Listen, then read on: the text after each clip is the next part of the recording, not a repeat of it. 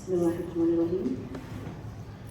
Jauh pulau dari Malaka, pergi haji ke kota Mekah. Dengan bismillah acara dibuka, semoga semuanya mendapat berkah. Assalamualaikum warahmatullahi wabarakatuh. Waalaikumsalam warahmatullahi wabarakatuh. Yang terhormat Bapak Kepala SMK Negeri 1 Tembilahan, Bapak Dr. Andes Asmar. Yang terhormat Bapak Ibu Guru Hebat SMKN 1 Tembilahan beserta CGP Angkatan 9 SMKN 1 Tembilahan. Alhamdulillahirrahmanirrahim, puji syukur kita panjatkan atas kehadirat Allah Subhanahu wa Ta'ala karena berkat rahmatnya dan karunia-Nya sehingga kita bisa berkumpul bersama di sini dalam kegiatan pengimbasan pemahaman dan pengalaman budaya positif.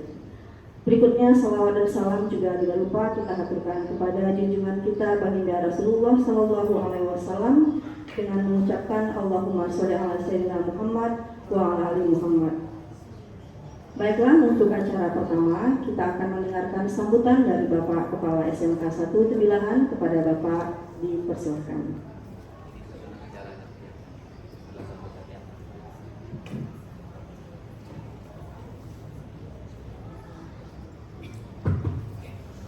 Baik Bapak Ibu sekalian, Bismillahirrahmanirrahim. Assalamualaikum warahmatullahi wabarakatuh. Alhamdulillah rabbil alamin wa bihi nasta'inu ala umuri dunya waddin wa alihi wa sahbihi rasulillah ajmain. Yang saya hormati Bapak dan Ibu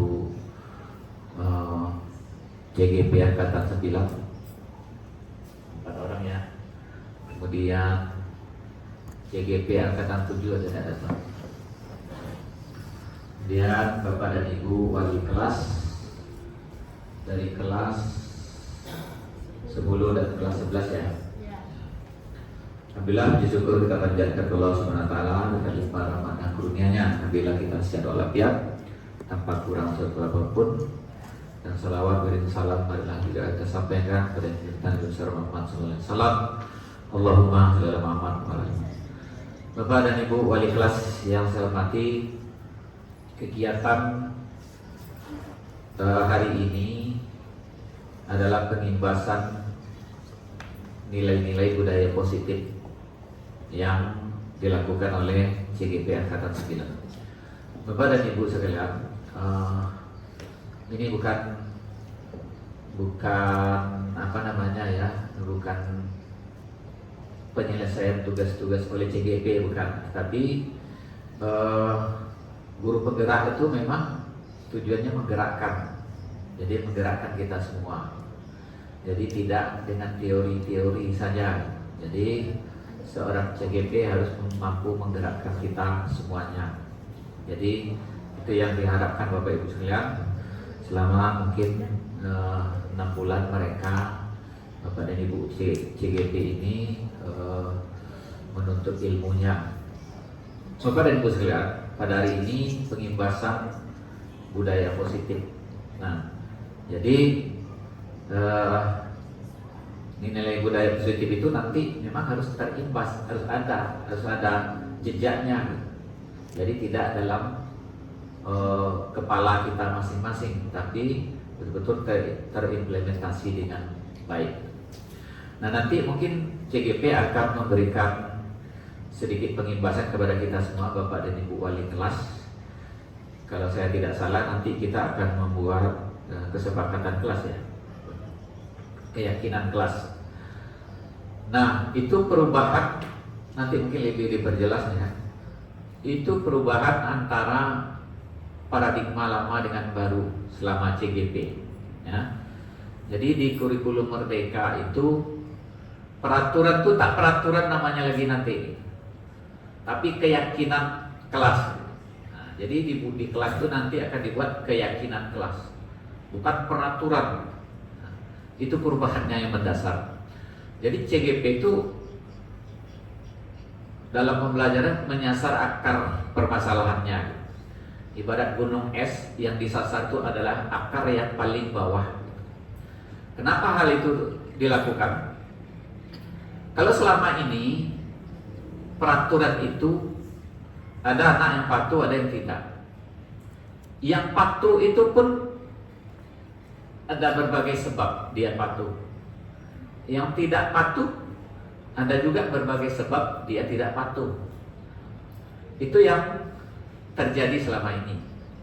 Nah, nanti Bapak dan Ibu wali kelas itu mengajak anak-anak itu untuk membuat keyakinan kelas. Keyakinan itu adalah nilai-nilai universal yang kita sepakati, nilai-nilai yang baik yang ada di dalam. Karena di dalam filosofi Ki Hajar Dewantara itu, setiap manusia ini pasti punya nilai-nilai positif. Sejahat apapun orangnya, ada unsur-unsur positif, nilai-nilai positif yang diyakininya nanti. Jadi penjahat itu pun ada nilai positif di dalam dirinya. Nah, yang positifnya itulah yang nanti kita angkat gitu. Jadi kalau orang masuk penjara itu dengan itu, makanya namanya kan lembaga.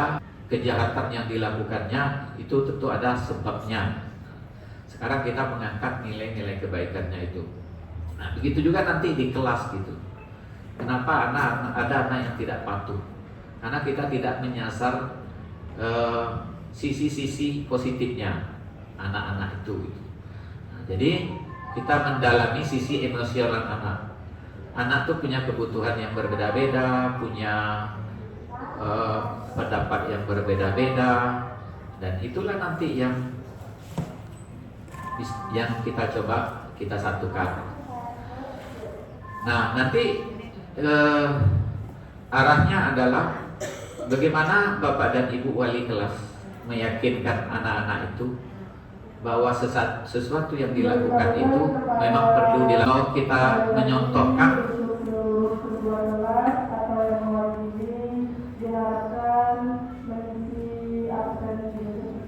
ya, kalau misalnya kita menyontohkan, misalnya Ibu Uun ya nih, dia megang spidol. Nah, saya mau ngambil spidol dari Ibu Uun ini bisa berbagai cara. Bisa dengan kekerasan, bisa saya tarik aja, saya rayu dia, atau bagaimana supaya saya dapat spidol ini gitu. Ya kan? Nah, tetapi kita bukan itu yang kita minta. Bagaimana saya meyakinkan Uun ini bahwa spidol itu memang perlu diberikan kepada saya. Nah, itu yang diminta gitu. Jadi mengambil spidol dari Ibu Uun ini banyak caranya gitu. Banyak caranya, bisa saja kekerasan ya, semaki dia kalau dia tak mau gitu. Nah, sekarang yang kita sasar itu adalah nilai-nilai positif dalam diri orang itu. Meyakinkan dia tentang nilai-nilai kebaikan itu. Jadi iya nih, kata Uun, memang nih perlu nih, bapak nih perlu spidol ini. Dia akhirnya dengan sukarela dia memberikan spidol ini kepada saya gitu. Nah, itu sebenarnya yang kita sasar gitu. Nah, sekarang kita lihat anak-anak di kelas-kelas kita masih buang sampah di mana pot-pot bunga. Bagaimana kita meyakinkan anak itu bahwa itu tidak baik gitu. Apa kira-kira penyebabnya tidak baik? Ya kan? Mungkin di sisi pandangan orang nanti dibilang kelas kita jorok, nah ya ini kelas yang jorok ya. Takut kita gitu kan. Nah, disebut gitu. Tahu memang itu tidak baik, akan menimbulkan penyakit. Nah, bagaimana kita meyakinkan anak-anak? Kita bertanya kepada dia gitu. Nah, atau ketika anak-anak main HP di kelas, langsung kita tangkap, langsung kita hukum gitu kan. Nah, bagaimana meyakinkan anak-anak itu bahwa main HP itu tidak baik? Bagaimana membimbingnya ke arah itu? Kita bertanya. Ya mungkin kita cari sisi emosionalnya. Kenapa kamu sering main HP? Ya kan? Selama kamu main HP ini bagaimana prestasi kamu? Kamu bisa tak nerima pelajaran? Jadi rupanya ya Bu, saya kurang konsen ini. Jadi itu kita susuri itu gitu. Jadi kira begitu, membuat kesepakatan kelas itu kira seperti itu. Ya bagus kan? Nah, jadi itu makanya disebut sekarang kesepakatan kelas. Nah, jadi kita dalam mengambil kebijakan itu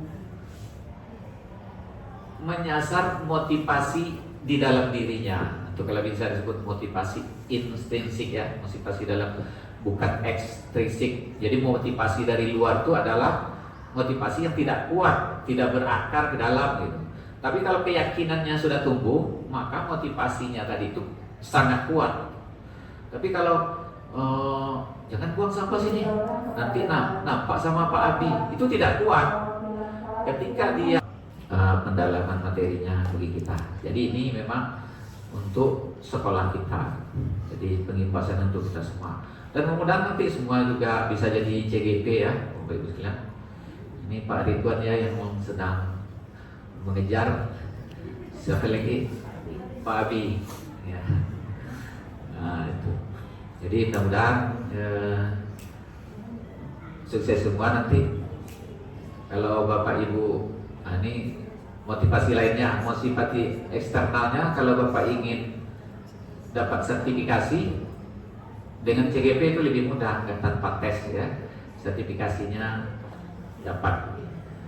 Jadi usahakan bisa jadi CGP, menjadi kepala sekolah nanti lebih mudah lagi, ya, udah punya paspor. Tak ada lagi pelatihan calon kepala sekolah zaman sekarang gitu. Pelatihan calon kepala sekolah nggak ada. Yang nggak ada kan dengar kan?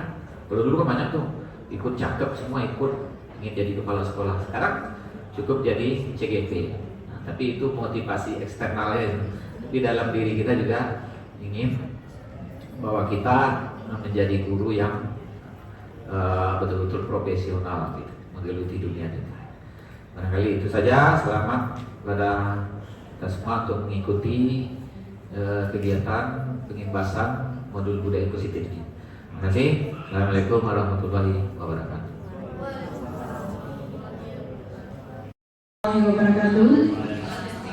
Bapak Ibu Wali kelas 11, terima kasih atas partisipasinya dalam pengimbasan kami pada hari ini, yaitu pengimbasan budaya positif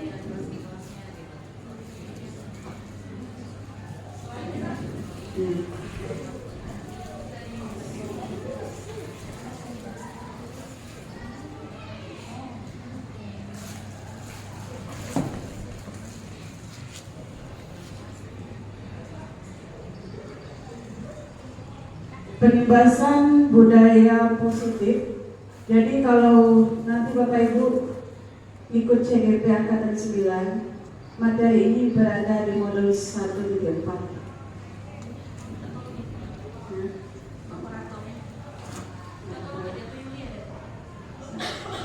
Oke, Bapak Ibu, yang pertama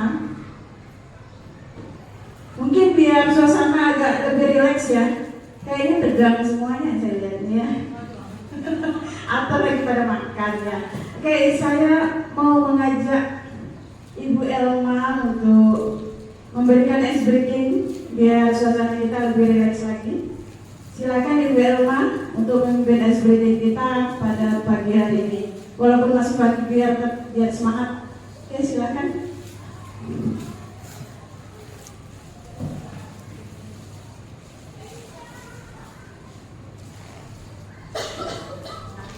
Assalamualaikum warahmatullahi wabarakatuh.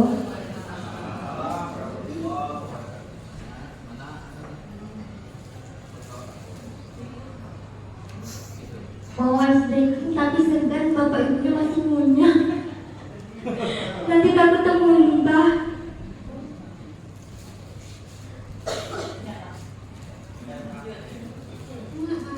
Dan nyanyi dia aja.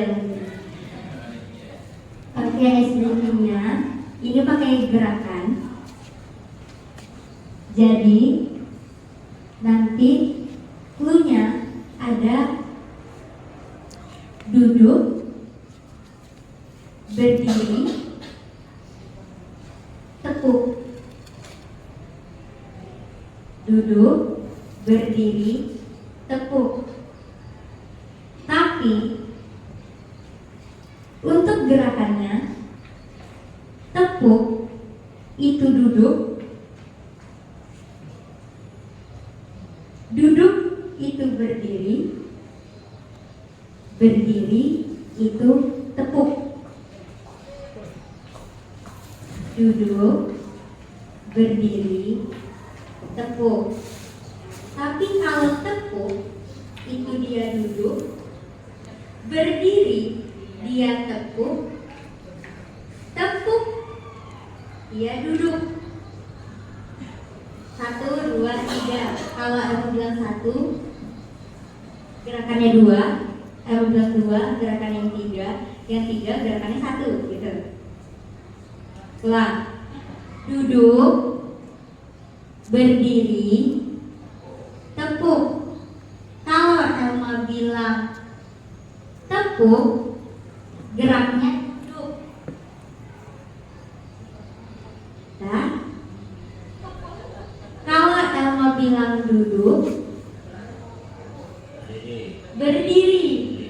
Kalau Elma bilang berdiri, tepuk. Bisa? Kita ulang lagi. Duduk, berdiri, tepuk.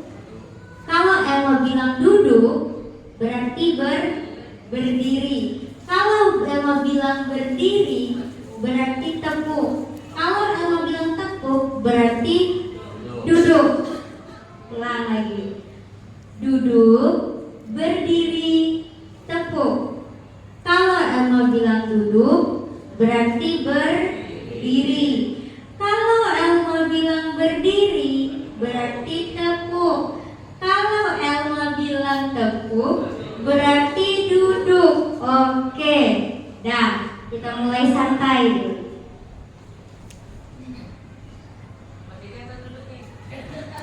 Tepuk. Konsentrasi dulu. Duduk. Oke. Berdiri.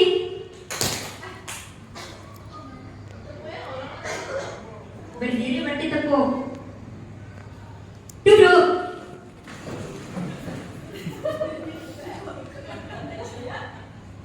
Berdiri.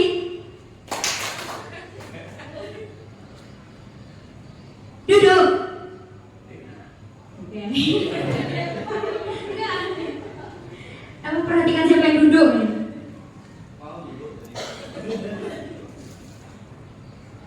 Duduk. Tepuk. Oke, kita coba sedikit lebih satu tingkat. Duduk.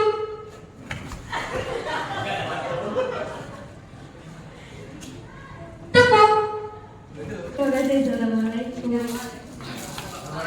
Ibu Elma yang sudah memimpin SBD kita pada pagi hari ini mencairkan suasana, tapi membuat kita sakit kepala juga.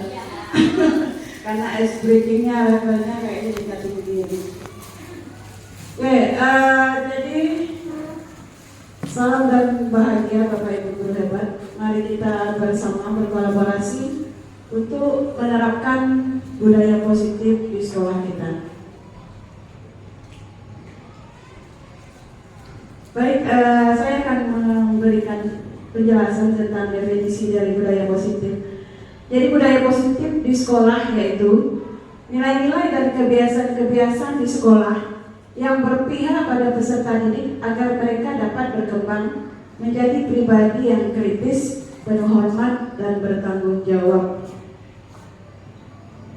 Kemudian konsep utama modul budaya positif itu yang pertama adalah perubahan paradigma seperti yang disampaikan tadi oleh kepala sekolah sedikit. Kemudian disiplin positif dan nilai-nilai kebajikan, kebutuhan dasar manusia, motivasi perilaku manusia, posisi kontrol restitusi, keyakinan kelas, dan segitiga restitusi. Kemudian yang pertama, mari kita memahami perubahan paradigma tentang pendidikan dulu dan sekarang. Filosofi pemikiran Ki Hajar Dewantara. Jadi menurut Ki Hajar Dewantara, murid bukan tabula rasa. Kalau kita dulu memahami bahwa siswa kita itu adalah kertas yang kosong, yang bisa kita coret. Terserah kita mau menulis apa ya di atas kertas yang kosong itu. Tapi sekarang murid kita itu mungkin kalau kita perhatikan amati, mereka bukanlah kertas yang kosong. Karena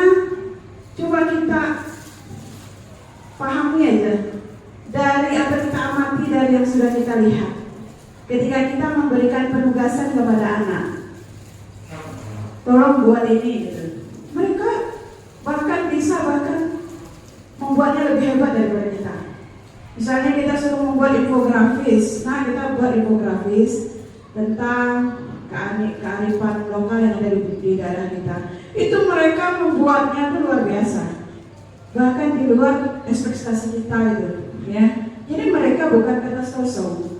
Sebenarnya siswa kita sekarang adalah siswa yang sudah memiliki garis yang samar. Tugas kita sebagai guru menuntun agar garis yang samar itu muncul. Jadi tugas kita hanya menuntun mereka agar tulisan yang samar tadi muncul. Kemudian semua anak terlahir dengan bakatnya masing-masing. Jadi anak itu sudah memiliki kodrat alam dan kodrat zamannya. Kodrat alamnya itu kita ini lahir dengan potensi kita masing-masing. Sudah ada potensi kita masing-masing. Kemudian tugas guru menuntun bakat tersebut agar anak mencapai keselamatan dan kebahagiaan yang setinggi-tingginya. Jadi sebenarnya tugas kita itu adalah menuntun. Coba kita pikirkan ketika kita menuntun, saya contohkan, ada orang yang ingin menyeberang jalan, nenek-nenek misalnya, ingin menyeberang jalan. Bagaimana kita menuntun? Harus pelan, harus sabar. Jadi kita memang sebagai guru ini menuntun siswa kita ini harus sabar, karena yang namanya menuntun itu perlu kesabaran. Kemudian guru ibarat petani, anak ibarat biji jagung. Jadi kita sebagai petani, apa yang ingin kita tanam, ya tentunya sesuai dengan benihnya. Kalau misalnya dia ibaratkan biji jagung, dia mungkin tumbuhnya padi, ya kan? Jadi dia akan lahir sesuai dengan bibitnya, sesuai dengan potensinya. Kalau jagung yang ditanam, maka yang tumbuh adalah jagung. Tidak mungkin yang tumbuh adalah petani. Dan kita orang dewasa tidak bisa memaksa kehendaknya. Kita memaksa kehendak kita, anak kita harus menjadi ini, sebenarnya itu adalah kesalahan, ya.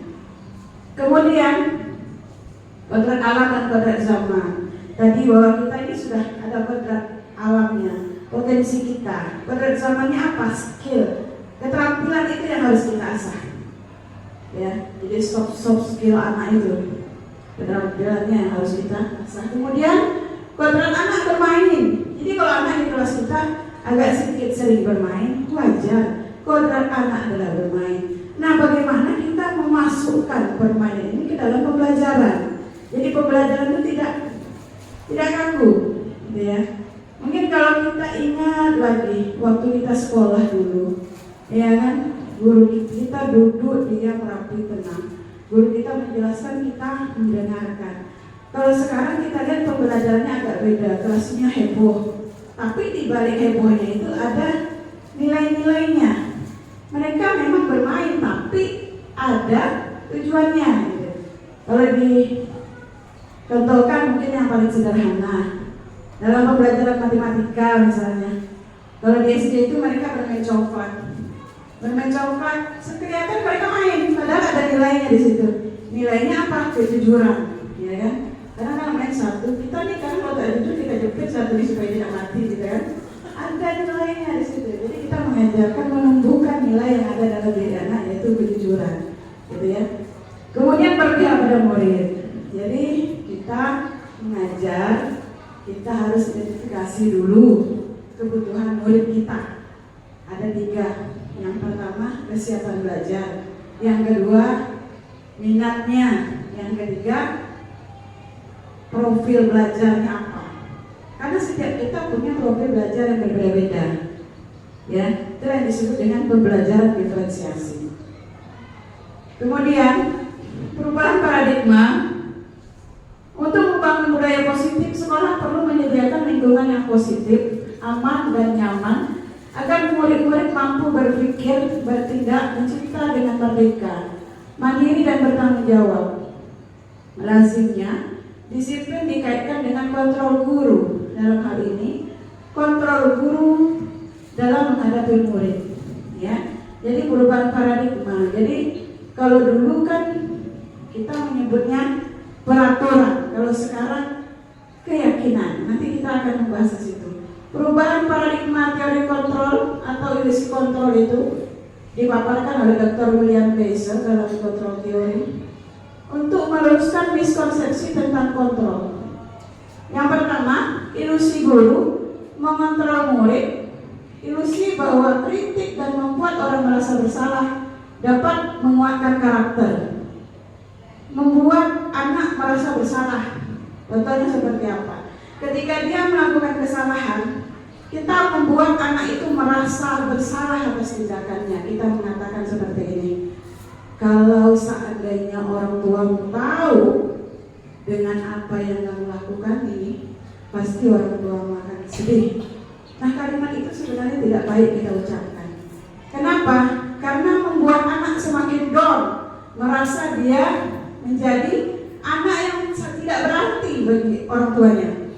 Nah, gitu. Jadi kita tidak boleh mengucapkan kalimat yang membuat dia merasa bersalah. Ya. Kemudian yang kedua, ilusi bahwa semua penguatan positif efektif dan bermanfaat. Semua penguatan positif. Ya. Jadi kita kadang-kadang kurang memahami bahwa ketika anak melakukan kesalahan, sebenarnya anak sedang membuat pembelajaran untuk dirinya. Kita kembalikan ajalah ke diri kita sebagai guru. Saya contohkan diri saya. Ketika saya melakukan kesalahan, itu akan teringat di dalam kepala kita, dan kita berusaha untuk tidak melakukan itu. Tetapi memang kadang-kadang untuk situasi tertentu bisa saja kita melakukan kesalahan. Tapi ingat bahwa setiap orang memang bisa berbuat salah. Bisa saja kita tidak pernah bisa luput dari salah. Tapi ketika kita merasa bahwa ketika kita memberikan penguatan positif kepada anak, itu efektif dan bermanfaat, belum tentu. Jadi yang paling penting adalah kita membuat keyakinan, menumbuhkan motivasi intrinsiknya itu, menumbuhkan motivasi anak, ya, menumbuhkan motivasi internal yang ada dalam dirinya. Contoh, ketika anak datang ke sekolah tepat waktu, kita lihat apa motivasinya. Motivasinya karena takut dukun, ya kan? Nah, itu motivasinya berarti masih eksternal seperti yang disampaikan oleh Bapak Kepala Sekolah tadi. Nah, sekarang sama seperti kita guru, kita tumbuhkan motivasi internal intrinsik dalam diri kita bahwa kita melakukan ini karena memang kita menghargai diri kita, bahwa kita punya potensi untuk dikembangkan. Kemudian ilusi bahwa orang dewasa memiliki hak untuk memaksa. Ilusi orang dewasa memiliki hak untuk memaksa. Ini yang terjadi sekarang. Ya. Jadi ini adalah perubahan paradigma kontrol. Perubahan paradigma kita bandingkan sebelah kiri dan sebelah kanan. Bisakah kita mengontrol seseorang? Coba kita Bapak Ibu, stimulus respon tentang dunia dengan teori kontrol yang sekarang. Kalau dulu namanya stimulus respon, realita kebutuhan kita sama, ya. Realitas kebutuhan kita berbeda dalam teori kontrol. Semua orang melihat hal yang sama. Semua orang melihat yang sama, artinya kadang kita suka kamu harus begini, ya. Semua orang memiliki gambaran yang berbeda. Kita mencoba mengubah orang agar pandangan sama dengan kita. Nah, kalau ke teori kontrol, kita berusaha memahami pandangan orang lain tentang dunia, ya. Kemudian perilaku buruk dilihat sebagai suatu kesalahan. Tuh, kalau sekarang semua perilaku memiliki tujuan. Ya, jadi tujuan ketika dia melakukan kesalahan pasti dia punya tujuan. Nanti akan dijelaskan oleh Ibu Un tentang 5 kebutuhan dasar manusia itu mengapa seseorang melakukan kesalahan. Saya singgung sedikit. Mungkin saja kebutuhan kebebasannya tidak terpenuhi, makanya dia melakukan itu. Jadi seperti yang disampaikan oleh Bapak tadi, kita mengakar ke masalah, bukan fokus pada masalah anak. Jadi kita mengakar masalah, kemudian mencari solusi dari masalah itu. Nah, jadi dia orang lain bisa mengontrol saya, itu stimulus respon. Sedangkan teori kontrol hanya Anda yang bisa mengontrol diri Anda, seperti yang dicontohkan oleh Bapak tadi. ketika ibu bapak mau mengambil spidol di tangan ibu Uun tidak mau ngasih, ya bisa saja mungkin bapak melakukan kekerasan atau memaki, gitu kan. Tapi yang bisa mengontrol diri kita tuh hanya diri kita sendiri. Saya mengasih atau tidak, gitu. Jadi yang bisa mengontrol itu diri kita sendiri. Orang lain tak bisa mengontrol kita. Gitu. Kemudian saya bisa mengontrol orang lain. Itu tadi. Kemudian pemaksaan ada pada saat kedudukan gagal. Nah, ketika tadi misalnya dia minta dirayu misalnya Ibu Un tadi, ternyata Ibu Un tidak mau, maka bisa dilakukan pemaksaan. Nah, kalau di teori kontrol, kolaborasi dan konsensus menciptakan pilihan-pilihan baru. Ya artinya tadi mungkin dengan meyakinkan Bu Un bahwa kelompok ini perlu ini. Ya, jadi itu lebih kuat. Model berpikir menang atau kalah, model berpikir menang. Ya, maksudnya gini. Kalau pada stimulus respon itu orang lain bisa mengontrol kita, sedangkan pada teori kontrol tentang dunia itu kontrol diri hanya ada pada diri kita. Bagaimana kita mengontrol diri kita adalah dengan menumbuhkan motivasi internal dalam diri kita itu. Kemudian apa makna disiplin? Jadi makna disiplin, kata disiplin sering dikaitkan dengan tata tertib, teratur, dan kepatuhan pada peraturan. Kata disiplin juga sering dihubungkan dengan hukuman. Padahal itu sungguh berbeda karena belajar dengan disiplin tidak harus dengan memberi hukuman. Justru itu adalah salah satu alternatif terakhir dan kalau perlu tidak digunakan sama sekali. Ya. Kemudian ada nilai-nilai kebajikan. Nilai-nilai kebajikan sifat-sifat positif manusia yang merupakan tujuan mulia yang ingin dicapai setiap individu. Nilai-nilai baik yang bersifat universal dan disepakati bersama. Jadi ketika seseorang melakukan suatu perbuatan, maka seharusnya dia meyakini ada nilai yang harus dia temukan, yang harus dia patuhi nilainya. Contoh tadi, ketika kita menggunakan helm, maka nilai kebajikannya adalah keselamatan. Ya, kita menggunakan helm, nilai kebajikannya adalah keselamatan. Kemudian, misalnya ketika siswa kita suruh meletakkan barang yang diambil, maka nilai kebajikannya adalah tanggung jawab, misalnya. Kemudian ketika mereka disuruh menggunakan seragam sekolah, bukan karena peraturannya harus memakai seragam, tetapi kenapa? Ada nilai kebajikan yang harus dia yakini bahwa integrasi atau komitmen, kepatuhan terhadap keyakinan sekolah. Jadi nanti namanya bukan peraturan sekolah tapi keyakinan sekolah. Oke, jadi di sini banyak sekali ya 9 pilar karakter keyakinan, nilai-nilai kebajikan, cinta Tuhan dan segenap ciptaan, kemandirian, tanggung jawab. Ini bisa ibu bapak ibu baca ya. Kemudian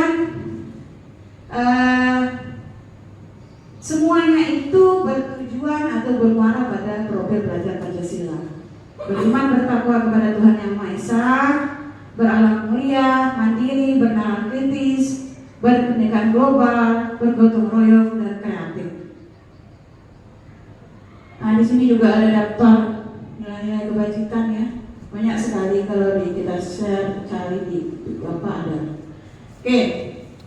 Kemudian hukuman, konsekuensi, dan restitusi. Apa perbedaannya? Ya. Hukuman bersifat satu arah dari pihak guru yang memberikan, dan murid hanya menerima suatu hukuman tanpa melalui suatu kesepakatan atau pengarahan dari pihak guru, baik sebelum atau sesudahnya. Hukuman yang diberikan bisa berupa hukuman fisik maupun psikis. Murid atau anak disakiti oleh suatu perbuatan atau kata-kata. Hukuman, jadi hanya sifatnya satu arah, beda dengan keyakinan. Kalau keyakinan, anak itu sendiri yang membuat. Ya, nanti kita belajar membuat keyakinan kelas. Anak yang menunjukkan nilai-nilai kebajikan apa yang harus dia terapkan di kelasnya. Kalau hukuman kan kita, ya peraturan itu kita yang membuat. Tidak ada kita mengajak mereka untuk menyusun peraturan. Ya, Jadi yang namanya hukuman bersifat satu arah. Kemudian kalau konsekuensi itu terencana atau disepakati. Misalnya kalau merokok konsekuensinya dikeluarkan, ya. Konsekuensinya dikeluarkan itu konsekuensi. Ada peraturan yang mendasarinya. Kalau hukuman tidak ada. Nah, ada peraturan yang mendasari dari konsekuensi. Tapi tetap saja murid dibuat tidak nyaman dan sikap guru selalu memonitor murid. Kita selalu menjadi pemantau bagi siswa kita. Janu 200 poinnya. Janu itu menyebabkan kesalahan 300 tuh. Ya, jadi kita memposisikan diri sebagai pemantau, itu konsekuensi. Melihat poin-poin yang sudah kita buat. Kemudian restitusi.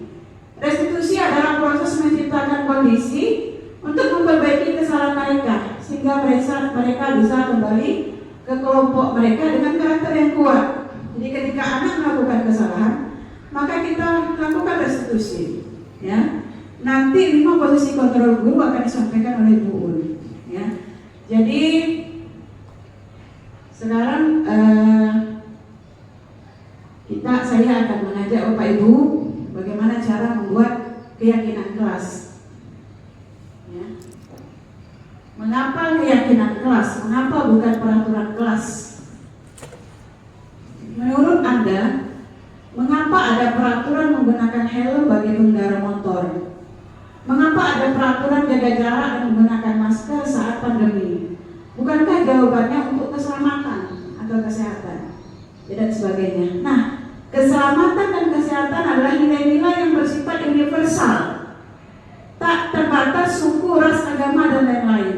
Nilai-nilai ini diyakini ada, baik orang Jawa, Sunda, Batak, Medan. Meski berbeda latar belakang, kemungkinan besar akan tetap sepakat bahwa jika memakai helm saat mengendarai motor akan lebih aman dan terjamin keselamatannya. Nah, nilai-nilai yang diyakini akan membuat seseorang memiliki motivasi internal. Dengan begitu, ia tak akan sadar menjalankan peraturan, melainkan yakin bahwa apa yang dilakukannya adalah benar. Jadi dia menjalankannya bukan karena motivasi eksternalnya tadi. Contoh, dia menggunakan helm karena takut ditilang, itu eksternal. Tapi kalau dia menggunakan helm karena dia menjaga keselamatan dirinya, berarti internal. Nah, secara tidak sadar dia lupa bahwa ada peraturan harus menggunakan helm. Karena memang sudah tumbuh motivasi internal harus pakai helm, gitu ya. Kemudian pembentukan keyakinan kelas bersifat abstrak, berupa pernyataan positif, sedikit saja agar mudah diingat, sesuai dengan kondisi kelas dan sekolah, sehingga mudah diterapkan. Semua warga kelas atau sekolah dilibatkan dalam membuat keyakinan kelas. Jadi kita membuat keyakinan kelas, Bapak Ibu wali kelas, mudah-mudahan setelah ini langsung mengajak murid-muridnya untuk membuat keyakinan kelas. Kemudian cara membuat keyakinan kelas itu, guru memberikan pemahaman tentang nilai-nilai. Ibu memberikan pemahaman dulu, nilai-nilai kebajikan. Apa yang harus kita rumuskan dulu. Jadi dia rumuskan dulu nilai-nilai keyakinan. Misalnya dia bilang, mungkin boleh nanti saya beri contohkan pakai video. Dia menuliskan nilai keyakinan, misalnya tidak menggunakan HP, ya, tidak menggunakan HP jika tidak diminta oleh guru. Dan nanti dia membuat dulu rumusan apa yang mau dia ada di dalam keyakinan kelas. Tapi nanti kita kembalikan ke nilainya. Yang murid menulis keyakinan kelas yang mereka inginkan.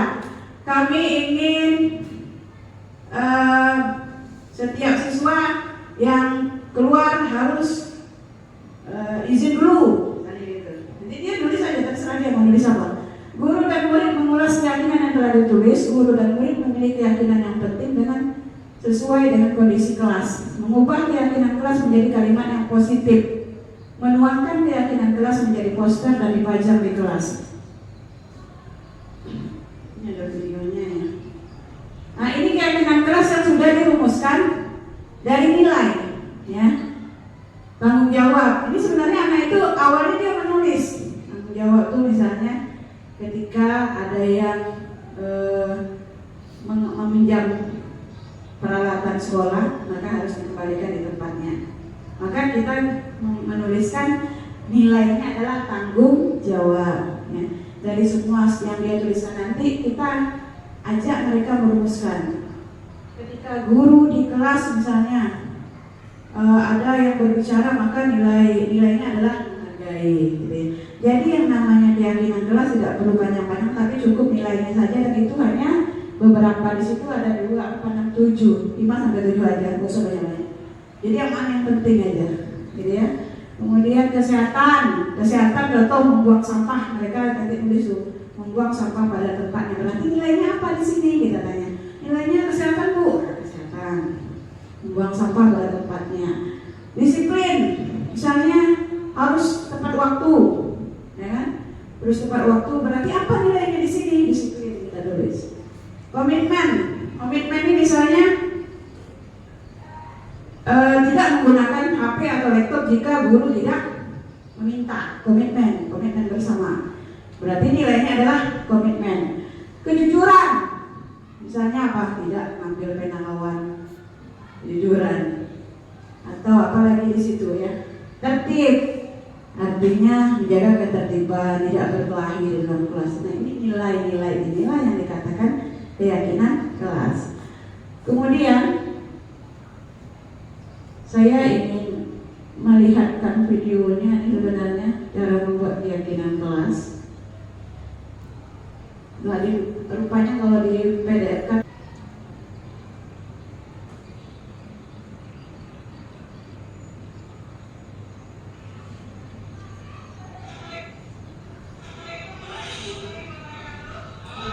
ini adalah sedikit contoh ya. Video saya mengajak kelas 10 TJKT 1 untuk membuat keyakinan kelas. Jadi nanti ada gambaran Bapak Ibu ketika di lapangan nanti.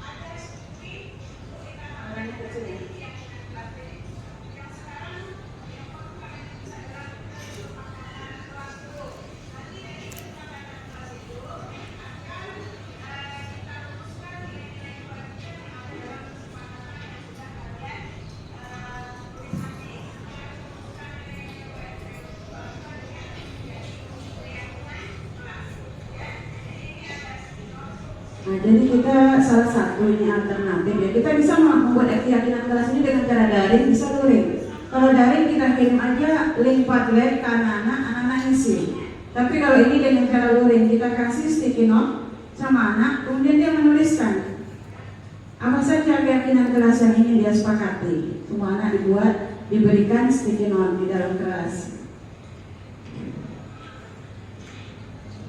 Kita boleh menggunakan metode yang lain, boleh.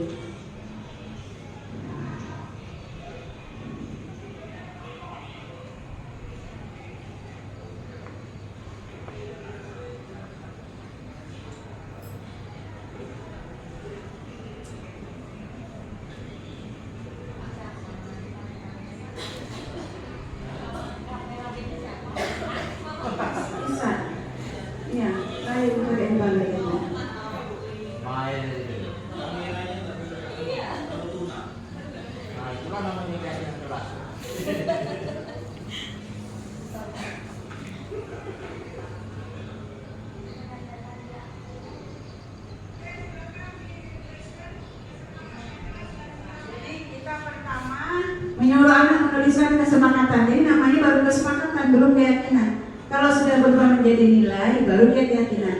Silakan tuliskan kesepakatan kelas apa yang harus kita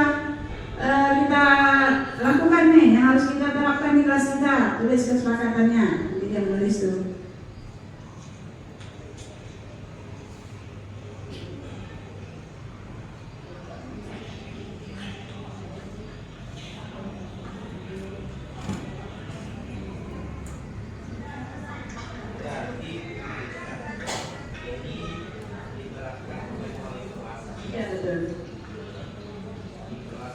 Di kelas masing-masing diterapkan.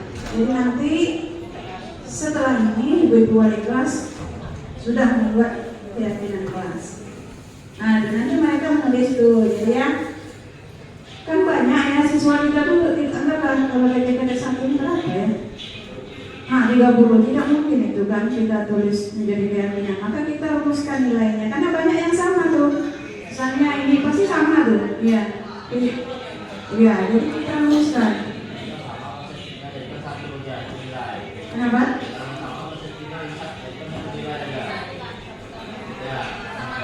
Iya, iya. Iya, misalnya ada yang bicara masalah tanggung jawab berarti 1. Misalnya yang pikir harus melaksanakan, harus membuang sampah itu kan tanggung jawab. Nah, tanggung jawab berarti kita rumuskan menjadi tanggung jawab. Betul.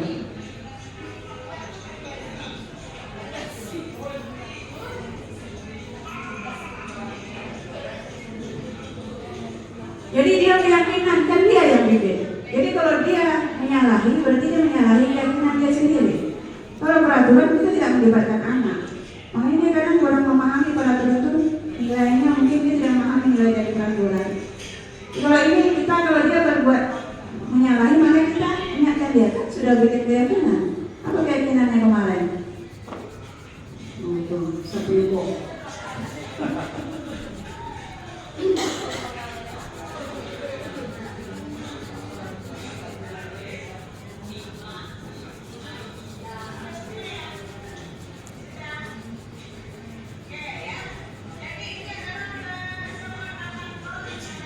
Kesepakatan kelas ya awalnya.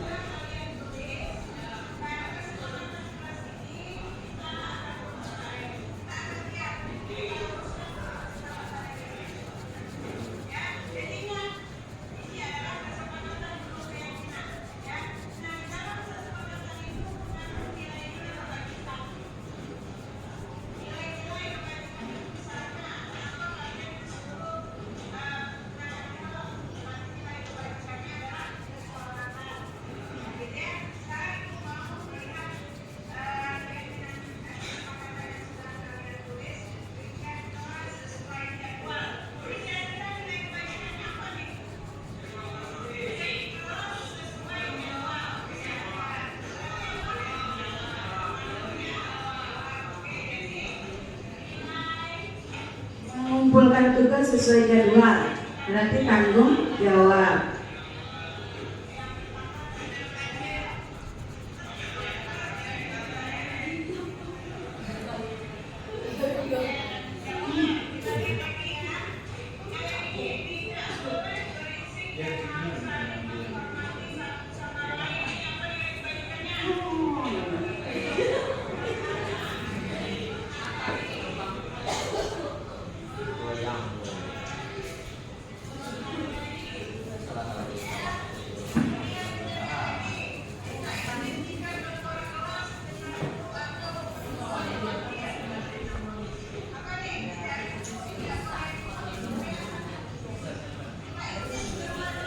Iya, tidak ribut. Nanti apa kalau tidak ribut Bapak Ibu? Kalau tidak ribut berarti apa? Menghargai. Ya.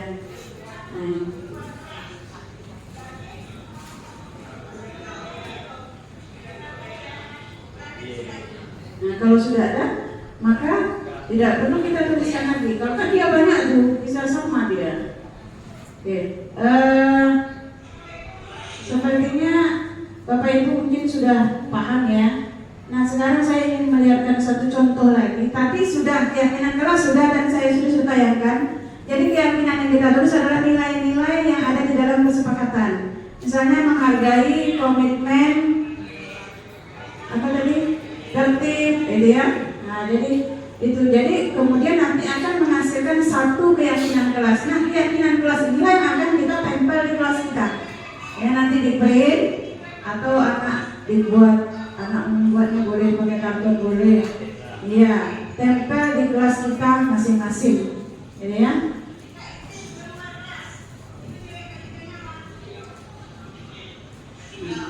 Nah, izin. Ya, sepertinya Bapak Ibu sudah paham ya cara membuat keyakinan kelas. Nah, saya ingin memberikan satu contoh lagi. Implementasi dari keyakinan kelas, ya. implementasi keyakinan kelas itu kayak mana? Kita ingin mengajarkan ke anak gimana sih implementasi keyakinan kelas itu.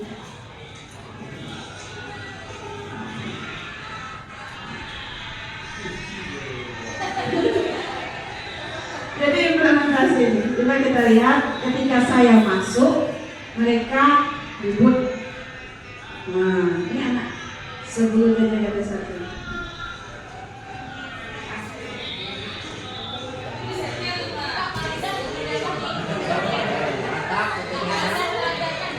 Nah, tuh. Berarti nilai keyakinan apa yang tidak mereka lakukan? Nah, tidak menghargai, tidak menghargai.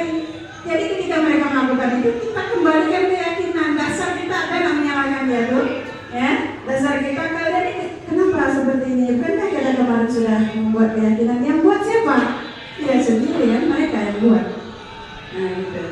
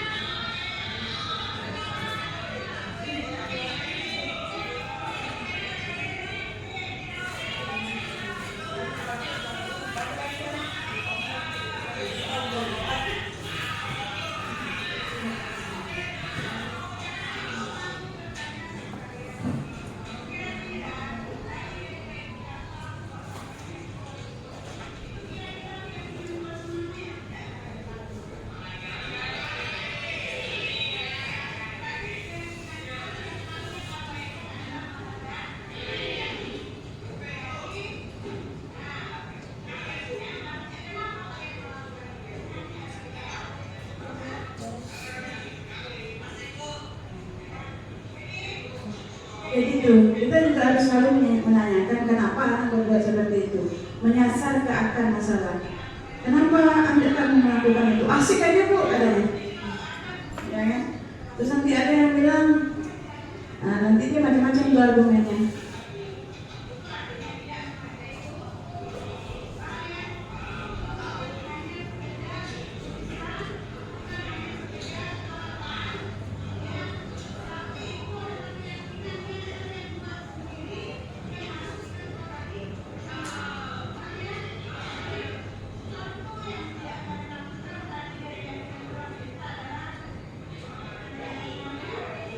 Ya, jadi sepertinya Bapak Ibu udah paham ya implementasinya seperti itu.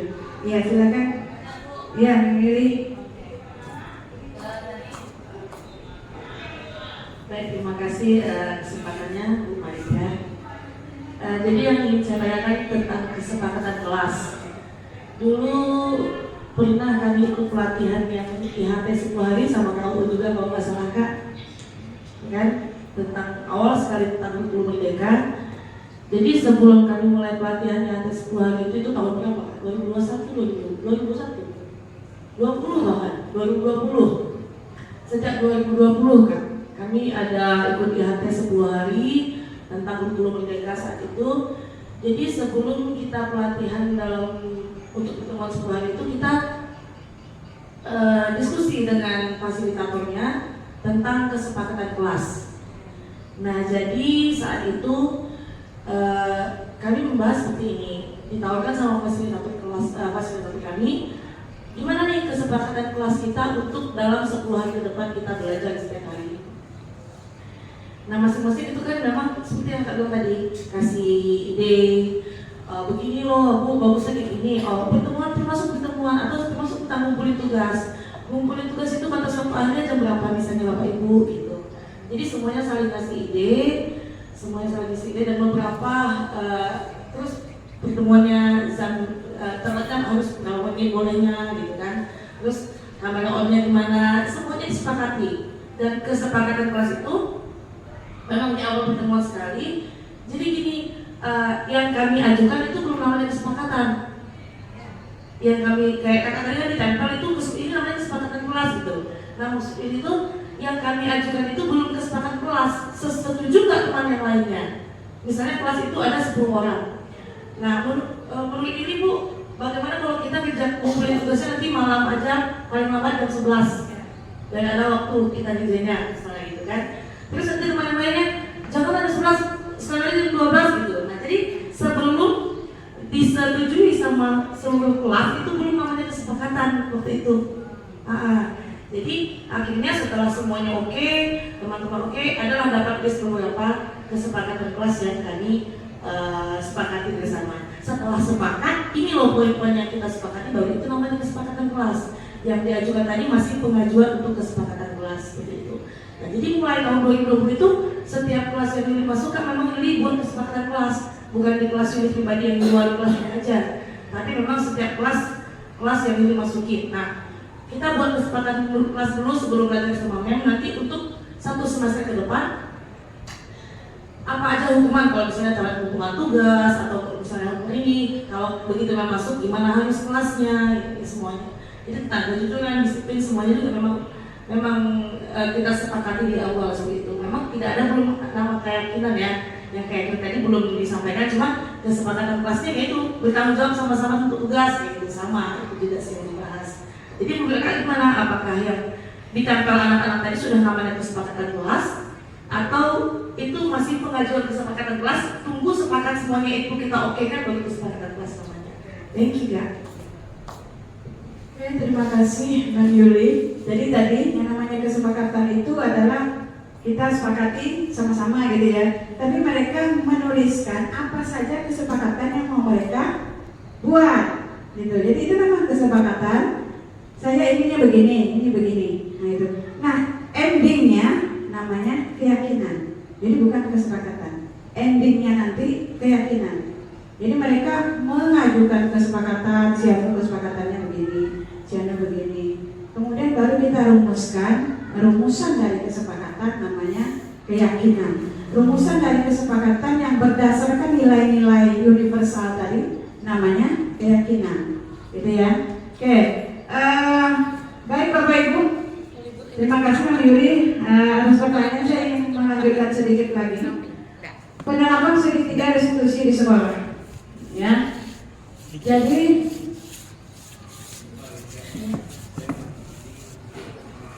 oh iya, terima kasih Mbak Adi. Sebelumnya restitusi itu adalah menciptakan kondisi bagi murid untuk memperbaiki kesalahan mereka sehingga mereka bisa kembali pada kelompok mereka dengan karakter yang kuat. Restitusi bukan untuk menebus kesalahan. Restitusi adalah sebuah tawaran dan bukan paksaan. Restitusi fokus pada solusi, bukan fokus pada kesalahan murid, dan dapat mengembalikan murid yang berbuat salah pada kelompoknya. Jadi ya, jadi restitusi ini adalah menciptakan kondisi bagi anak untuk memperbaiki kesalahan mereka. Ya. Jadi ketika anak melakukan kesalahan, kita tidak fokus pada kesalahannya, jangan fokus pada kesalahannya, tapi fokus pada solusinya. Ya. Ada 3 cara penerapan segitiga restitusi. Yang pertama menstabilkan identitas, yang kedua validasi tindakan yang salah, yang ketiga menanyakan keyakinan. Menstabilkan identitas, ya. Kita bisa menggunakan kalimat di sini.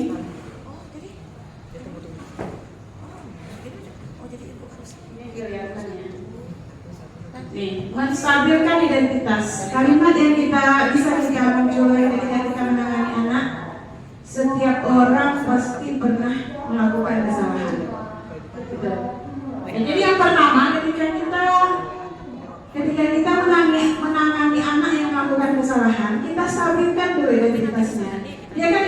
Rasanya dia merasa bahwa dia gagal nih anak. Karena dia sudah melakukan kesalahan, dia tahu bahwa dia adalah siswa yang gagal.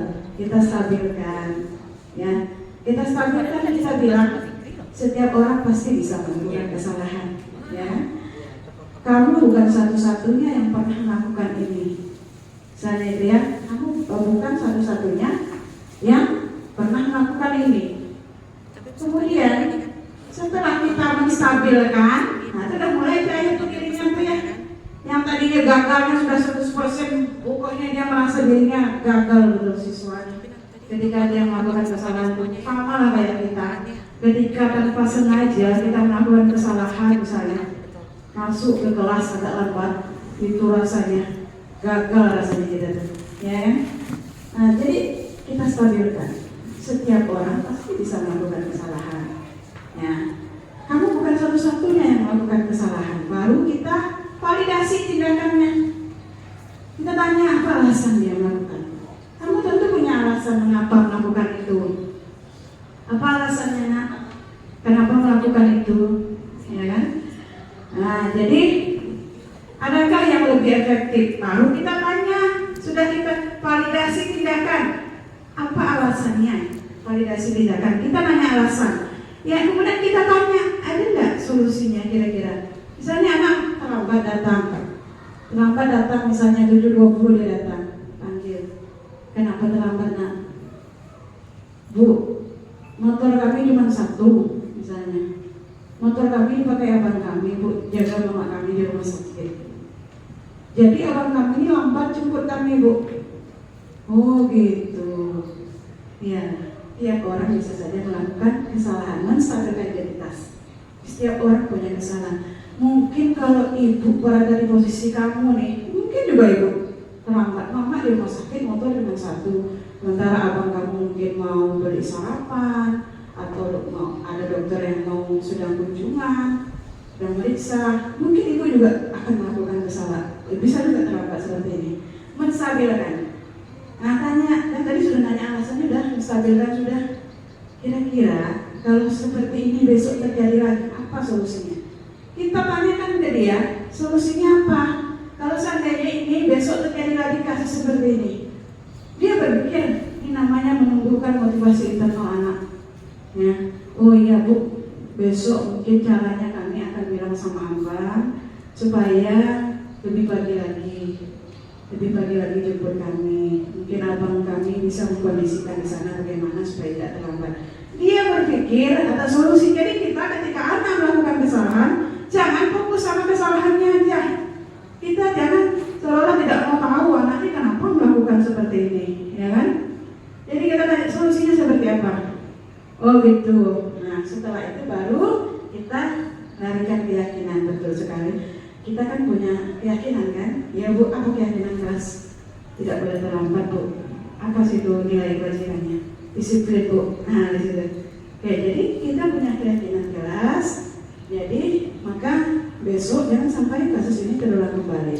Bisa dilaksanakan. Nah, kita mengajak anak, menumbuhkan motivasi internal anak, dan mengajarkan anak untuk bertanggung jawab dengan apa yang dia buat. Ya, jadi bukan memberikan hukuman. Misalnya anak terlambat, langsung kita suruh dia keliling 20 kali keliling lapangan, atau bawa bata, bawa semen. Tidak ada relevansi, tidak ada kaitan antara kesalahan dengan hukuman. Tidak relevan. Ini yang tidak boleh. Tidak relevan. Nanti akan dijabarkan lebih dalam lagi dengan Ibu Uun. Kemudian ini adalah contoh saya menerapkan segitiga restitusi dengan siswa saya Yogi. Di sini Yogi ini dia kesalahannya adalah menggunakan seragam tidak sesuai ketentuan, ya. Cuma di sini karena saya jadikan PDF, jadi videonya tidak muncul. Jadi saya melakukan menstabilkan identitas. Saya tanya Yogi, Ibu mendapat laporan kalau Yogi tidak menggunakan seragam sesuai ketentuan hari ini. Iya betul Bu. Seragam apa yang Yogi pakai harusnya hari ini? Harusnya pramuka Bu, katanya. Oke.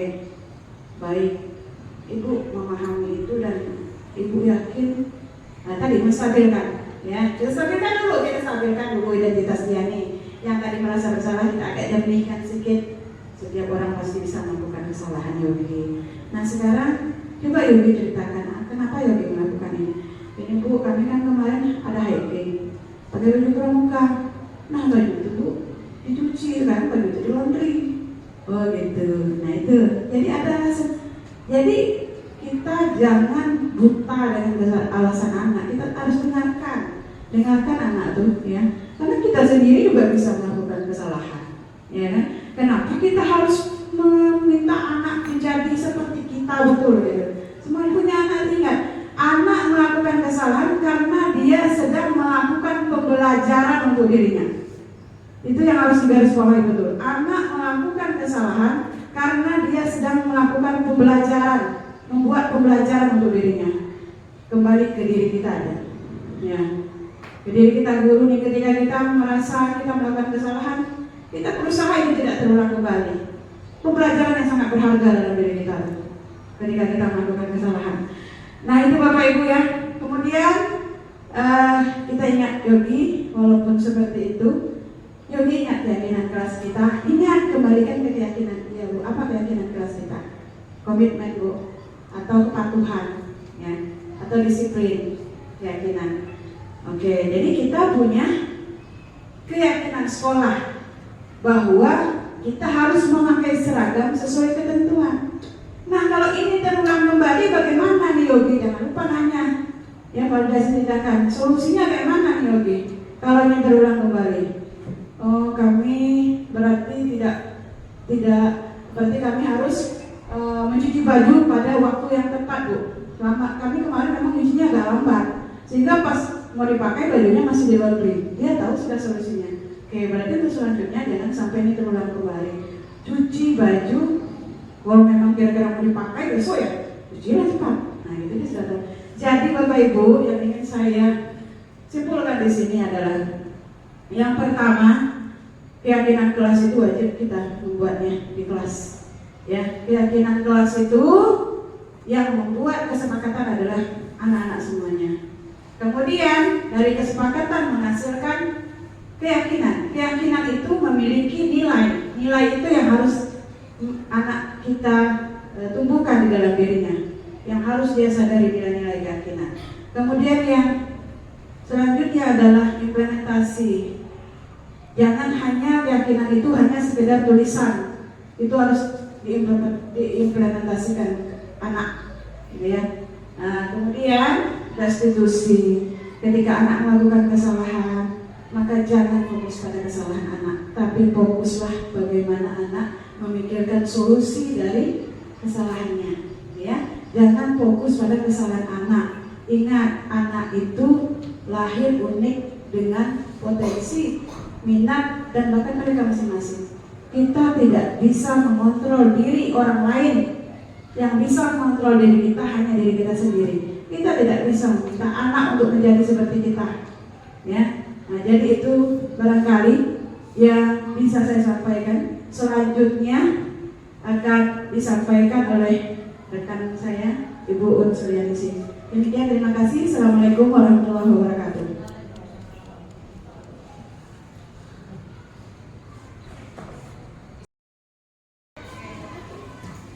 Baik, Assalamualaikum warahmatullahi wabarakatuh.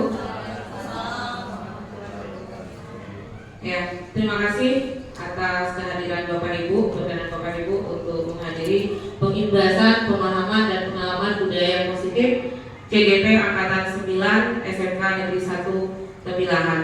Nah, jadi pada hari ini Bapak Ibu, saya akan melakukan pengimbasan mengenai materi budaya positif yang merupakan materi pada modul 1.4. Nah, jadi pada profil keadaan Pancasila itu adalah dengan membangun budaya positif yang berpihak pada murid dengan membangun keyakinan atau melalui visi sekolah yang menumbuhkan dan mengembangkan budaya positif. Nah, jadi tadi ketika kita berbicara keyakinan, nanti kita akan berbicara keyakinan apa itu keyakinan kelas atau apa itu keyakinan sekolah. Ya, yang pertama kita lihat motivasi perilaku manusia, bahwa setiap tindakan yang kita lakukan, setiap perilaku, setiap perbuatan kita itu pasti ada alasannya, termasuk murid kita. Ketika murid kita melakukan suatu kesalahan, itu pasti ada alasannya atau ada sebab di belakangnya. Kenapa murid kita melakukan itu? Apa yang tidak terpenuhi? Ya kan? Apa latar belakangnya? Kita akan lihat satu-satu. Nah, Diana Gosen dalam bukunya Restructuring School Discipline itu menyatakan ada 3 motivasi perilaku manusia. Nah, 3 motivasi ini, 2 ya, itu ada motivasi yang sifatnya eksternal, kemudian ada motivasi yang sifatnya internal. Kita akan lihat satu-satu. Motivasi yang pertama dari perilaku manusia itu adalah yang pertama untuk menghindari ketidaknyamanan atau hukuman. Nah, ini yang mungkin dilakukan oleh murid kita. Apa itu? Motivasi ini bersifat eksternal dan merupakan tingkat terendah dari motivasi perilaku manusia.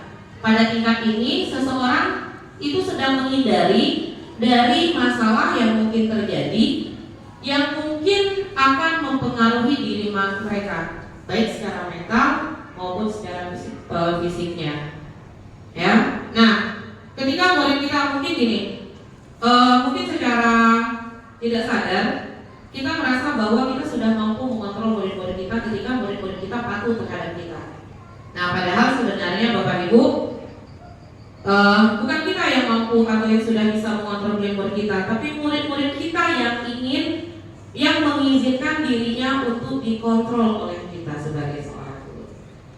Nah, ini perlu kita pahami, ya. Kemudian ketika murid kita melakukan kesalahan, ya mungkin itu yang pertamanya menghindari ketidaknyamanan. Nanti dimarahin, nanti dihukum, nanti diberi sanksi. Ya kan? Makanya daripada diberi sanksi, oke, kita ikuti saja aturannya. Kita ikuti saja apa kata ibu itu dan sebagainya. Nah, kenapa? Karena orang dengan motivasi ini dia akan menanyakan, apa yang kalau saya melakukan ini, gitu, apakah saya mendapat sanksi atau tidak? Gitu. Nah, dia menanyakan hal itu. Gitu. Kalau saya melakukannya, apakah saya akan selamat? Gitu? Dia akan menanyakan itu. Gitu. Ya, apakah saya akan diberi sanksi kalau saya melakukannya? Atau kalau saya patuh, ya kan?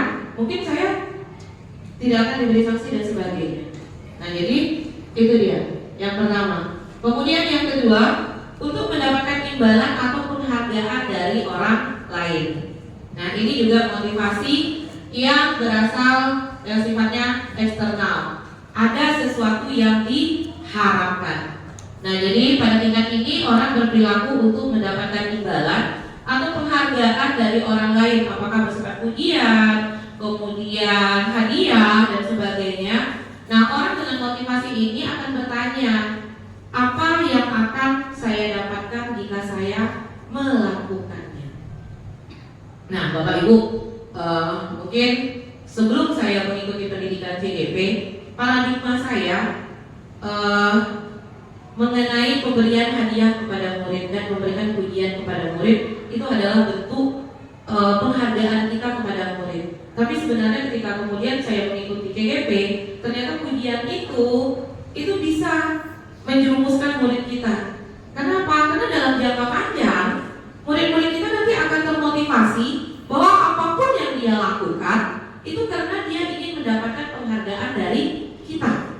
Dan dia hanya melakukan tindakan itu ketika kita yang memintanya. Ketika orang lain yang memintanya dan dia tahu bahwa tidak akan ada dapat hadiah, pujian dan sebagainya, maka dia tidak akan melakukannya. Nah, itu dalam jangka panjang. Ya, dalam jangka pendeknya mungkin yang kita berhasil gitu. Kita berhasil untuk membuat murid kita semangat dalam belajar, membuat murid kita melakukan sesuatu seperti yang kita minta, dan sebagainya gitu kan. Dalam jangka pendek iya, tapi dalam jangka panjang tidak. Nah, kenapa? Karena motivasi ini adalah motivasi eksternal yang datangnya dari luar. Ya, mungkin karena ingin mendapatkan penghargaan dari Pak Ilham, Pak Ilham ini kalau ngajar gitu, dia selalu bawa snack. Kalau kita bisa menjawab pertanyaannya, ya kan, kita akan dikasih nih snack 1, atau kita dikasih teh mochi. Nah, iya kan, nah seperti itu. Nah, memang dalam jangka pendek kita berhasil memotivasi murid-murid kita untuk lebih giat belajar, tapi dalam jangka panjang itu tidak. Ya, ternyata nanti kita akan menjerumuskan murid kita akan berpikir bahwa yang dia lakukan, gitu kan, untuk mendapat penghargaan, sehingga pada akhirnya dia tidak menyadari nantinya perbuatan-perbuatan baik yang telah dia lakukan. Dia tidak menyadari itu. Kenapa? Karena memang motivasinya ingin mendapatkan penghargaan. Nah, seperti itu. Oke, kemudian yang ketiga, untuk menjadi orang yang mereka inginkan dan menghargai diri mereka sendiri dengan nilai-nilai yang mereka percaya.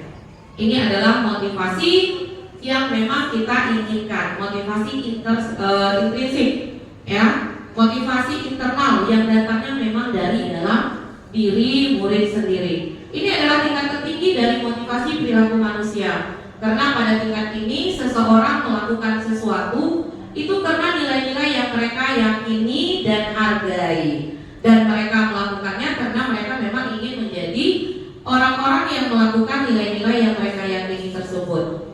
Ya, ini adalah motivasi yang membuat orang memiliki disiplin yang positif. Contoh, tadi Bapak sudah menyatakan, ketika kita pakai sabuk, gitu kan, atau ketika kita pakai helm, ya kita bukan, kalau motivasi eksternalnya, yang mungkin untuk menghindari polisi, ya biar tidak ditilang dan sebagainya. Tapi ketika kita meyakini bahwa kita memakai helm, kita menggunakan sabuk itu adalah untuk keselamatannya kita, nah itu adalah motivasi yang datang dari diri kita sendiri yang kita yakini. Kalau saya pakai helm, ketika saya jatuh, maka kepala saya itu akan selamat dari benturan. Kenapa? Karena ditolong oleh busa yang ada di bagian dalam helm itu kan gitu. Nah, ini mungkin akan menghindari saya dari benturan yang jauh lebih kuat. Nah, seperti itu. Nah, kita yakini itu. Makanya kemudian setiap kita berkendaraan kita pakai helm. Tidak peduli lagi apakah ada polisi atau tidak ada polisi. Nah, itu dia. Dan ini yang sebenarnya motivasi yang kita ingin ada di dalam dalam diri murid kita, bahwa murid kita memiliki nilai-nilai yang dia yakini. Nah, jadi ketika dia berbuat, ketika dia melakukan suatu tindakan, itu memang karena nilai-nilai yang mereka yakini. Nah, jika ini sudah terbentuk, jika ini sudah terwujud, dan jika ini sudah tercipta, maka disiplin positif itu akan tercipta di sekolah. Oke. Sampai di sini Bapak Ibu ada yang ingin ditanyakan? Atau ada yang ingin ditanggapi? Apa? Boleh, silakan. Izin Bu, boleh tolong dikuatkan lagi tentang pemberian reward kepada siswa ini. Karena memang so far kan kita suka kasih something that mungkin mungkin bukan saya, mungkin ada dosen yang lain suka kasih reward seperti yang aku bilang tadi. Kemudian kalau saya mungkin so far paling ngasihnya kayak apresiasi aja. Mungkin ketika dia berhasil melakukan something good gitu kan, jadi kita langsung kasih applause, kasih apresiasi, oh you did well gitu kan, you did well. Dan mungkin itu yang saya lakukan hanya untuk memotivasi teman-teman yang lain supaya do the same thing gitu kan, untuk meningkatkan motivasi siswa lain supaya juga melakukan hal yang sama. Jadi maksudnya di sini lebih bagus seperti apa? Apakah kita cukup memberikan apresiasi melalui verbal dan jangan memberikan reward seperti itu? Yang tadi mungkin kami sharing sama Bu Emma yang mungkin hanya bisa memberikan kecemburuan sosial seperti itu sama teman-teman yang lain. Mohon pembuatannya Ibu, thank you. Baik, terima kasih Femilia. Nah, mungkin pertanyaannya seperti ini. Apakah salah ketika kita memberikan reward? Jawabannya tidak salah gitu. Boleh, tapi mungkin di sini jangan secara terus-menerus. Ya mungkin kita juga harus memberikan pengertian dan pemahaman kepada murid kita kenapa kita memberikan reward itu. Dan reward itu tidak diberikan secara terus-menerus.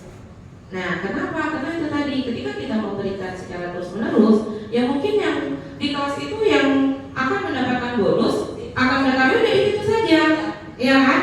Anak pintar, ya kan? Nah akhirnya apa gitu? Ya mungkin akan terjadi kecemburuan dan mungkin pada akhirnya motivasi belajar dari siswa yang lainnya itu nggak muncul. Nah itu juga efek dari jangka panjangnya. Ya udah yang dapat itu kok dia teruskan dia terus, udah kita juga akan apa-apa kan? Jadi kan anak kehilangan motivasinya.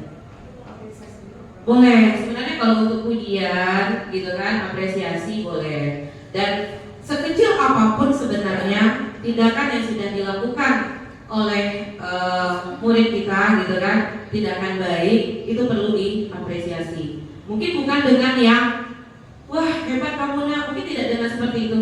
Semangat nak, lanjutkan. Nah jadi mungkin kalimatnya itu lebih kepada memotivasi mereka untuk berbuat lebih baik lagi. Nah seperti itu. Ya mudah-mudahan diterima ya penjelasan dan pembuatannya ya Memili ya. Oke, kita lanjutkan. Oh, oke, silakan. Oke. Assalamualaikum warahmatullahi wabarakatuh. Terima kasih kesempatannya Bu Un. Ini materinya luar biasa. Maksud yang sudah disampaikan oleh Bu Marinda dan Ibu Un ya. Ini ya budaya positif yang harus dikembangkan kita sebagai guru. Sebenarnya awalnya karakter itu bermula dari guru. Kalau gurunya berkarakter, insya Allah anaknya pun akan meniru. Karena kan katanya guru itu digugu dan ditiru. Kalau gurunya berkarakter, insya Allah anak pun akan ikut sama seperti gurunya. Karena memang tipe anak kan mencontoh, ya kita bisa dijadikan teladan sama anak. Ini kasus Bu Un, mohon maaf kita mengangkat sebuah kasus terjadi di kelas saya yang jujur saja. Dari penjelasan Bu Un tadi ada di antara anak kita yang memang merasa mendapat tekanan dari seorang guru, ya karena satu sikap yang pernah kesalahannya dia lakukan terus diingat-ingat, terus diulang-ulang oleh sang guru dan itu melemahkan sang murid sehingga tidak ada hilang motivasi belajarnya.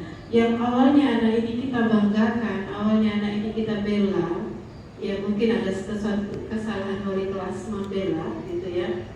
Sebenarnya masuk wali kelas membela adalah dalam rangka ya kita kembali kepada kurikulum merdeka tadi gitu ya, dasar dari kurikulum merdeka itu.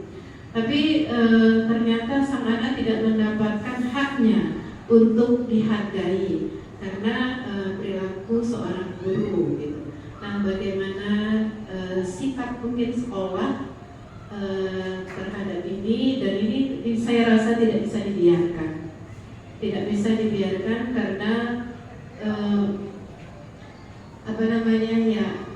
berimbas mungkin ke yang lain, malah orang tua pun sampai menyampaikan ke saya kalau gitu saya pindahkan saja anaknya itu gitu.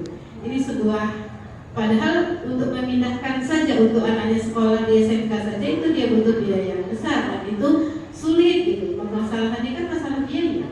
Nah sementara kalau kita mikir kalau anaknya keluar biayanya lebih besar, pasti orang tua akan mikir juga dua kali gitu.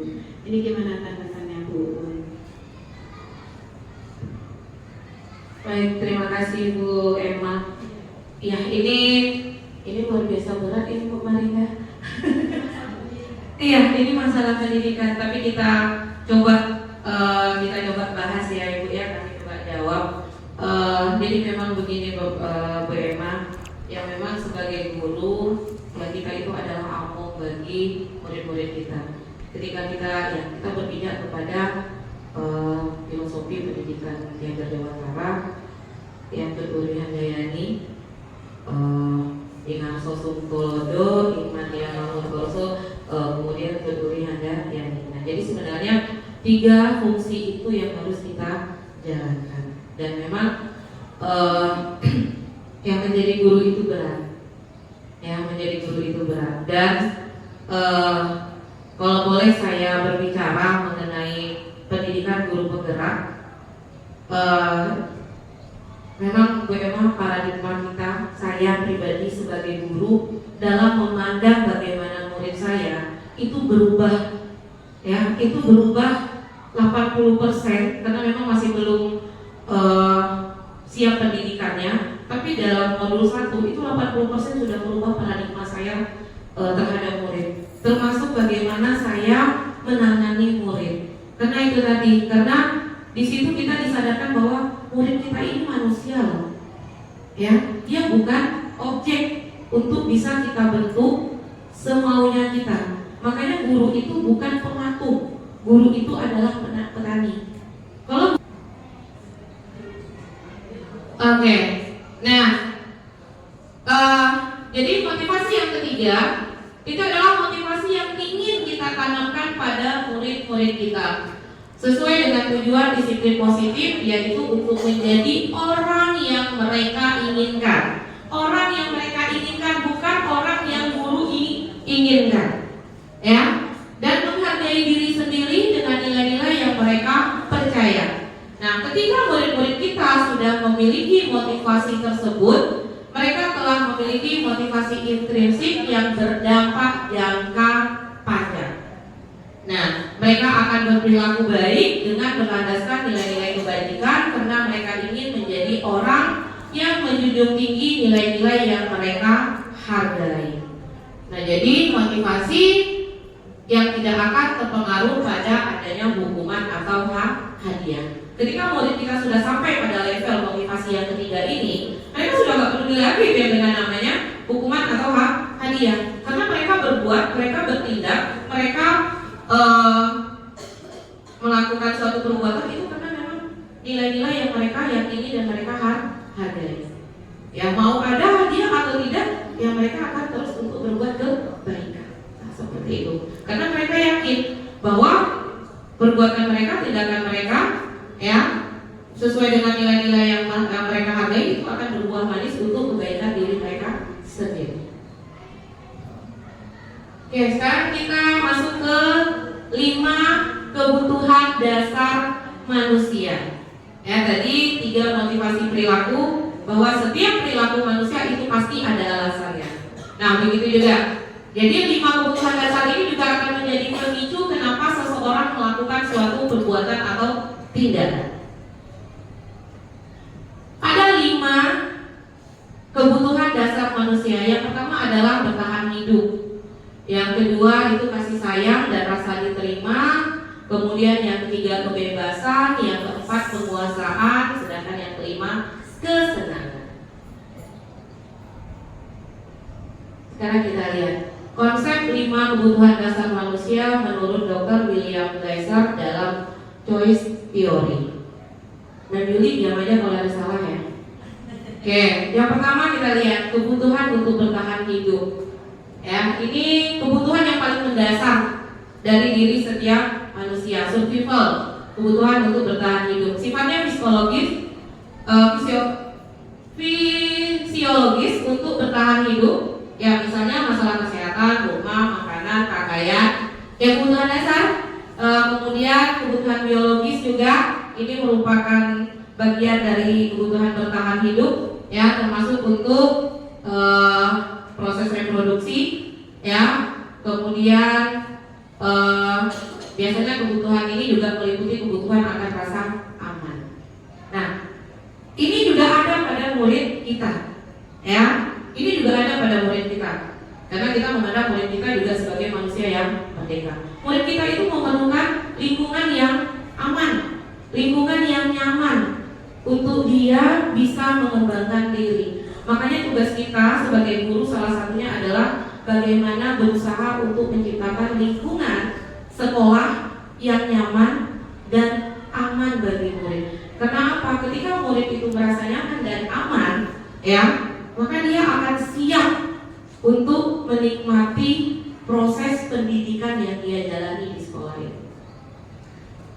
tidak ada lagi merasa tertekan.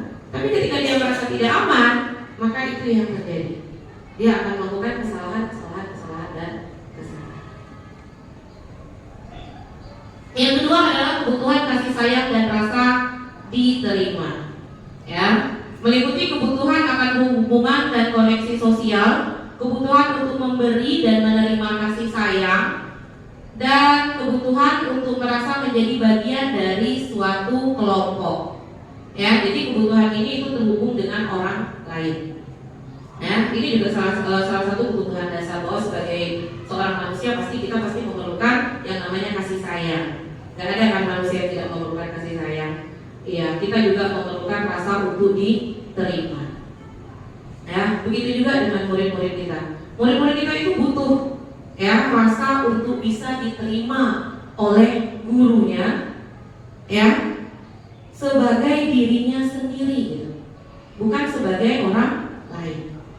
Nah, ini yang terkadang kita sebagai guru sering lupa, yang sering kita abaikan, ya. Dan kita sering mengatasnamakan bahwa bentuk kasih sayang itu kalau bapak masih marah sama aku, kalau bapak masih ini sama aku, kalau ibu masih itu katanya ibu sayang.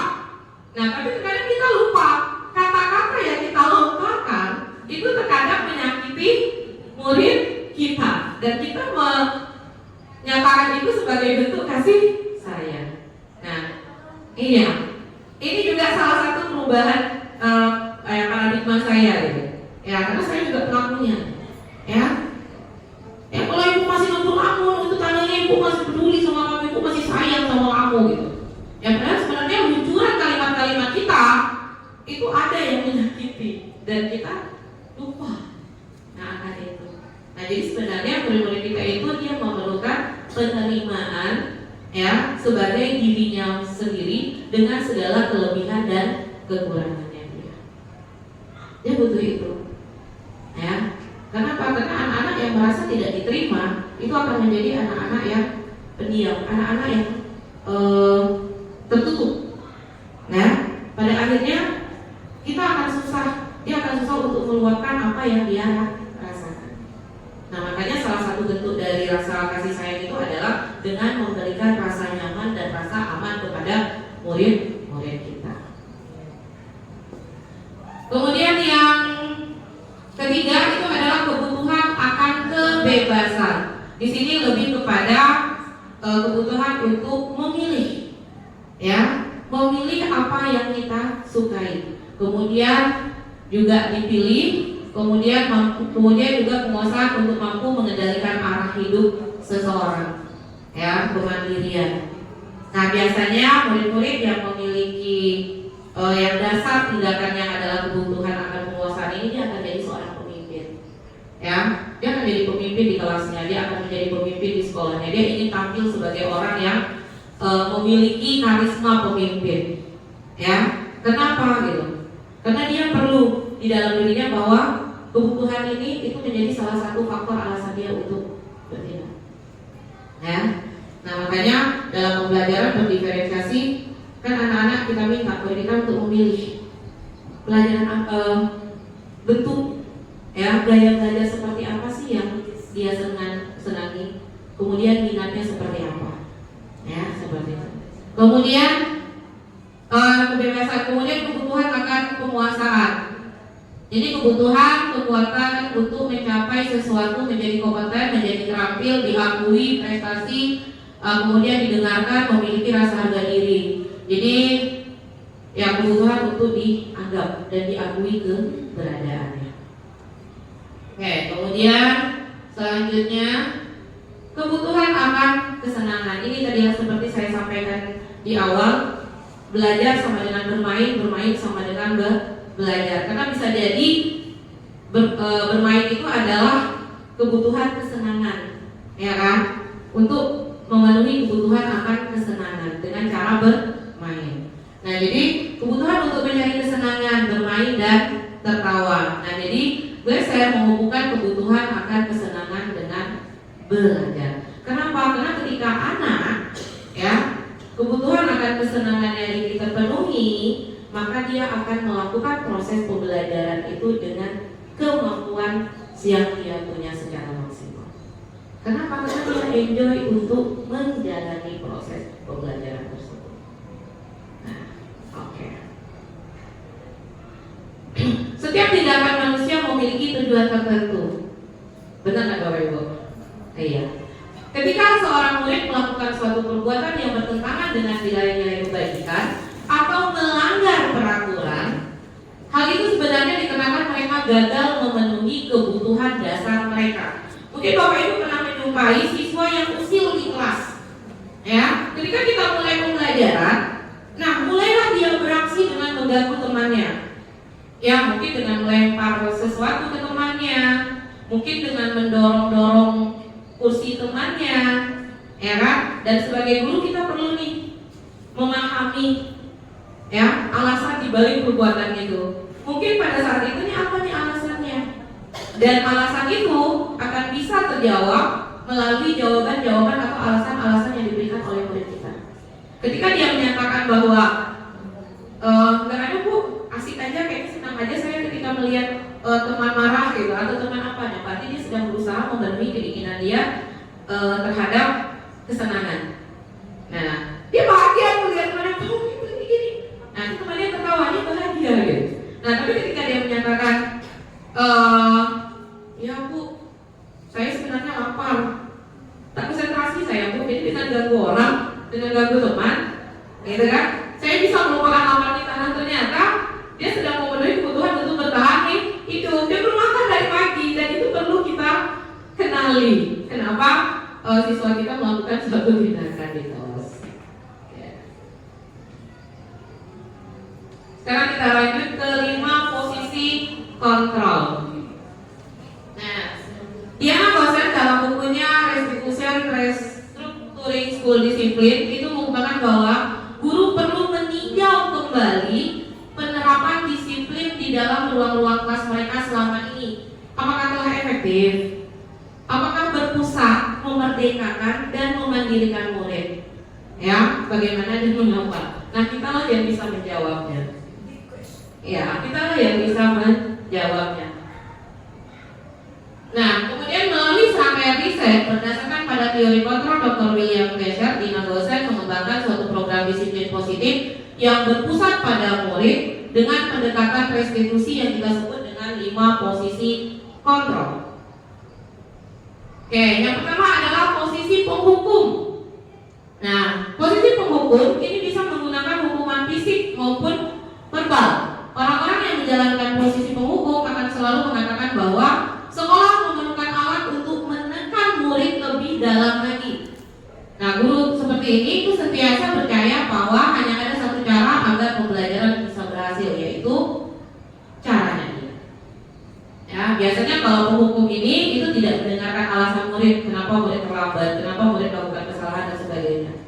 Karena yang dia pikir ketika ya salah dan harus dihukum. Nah, seperti ini. Ya. Kemudian nanti kita lihat dan Bapak Ibu bisa menjawab saya ada di posisi mana ya selama ini. Ya. Nah, kemudian kalau posisi penghukum ini biasanya begitu mendengar murid melakukan kesalahan, dia langsung dengan action, ajak pinggang, mata melotot, suara dengan nada tinggi, kamu terlambat lagi ya. Nah, itu langsung yang bla bla bla. Nah, seperti itu. Ya, iya.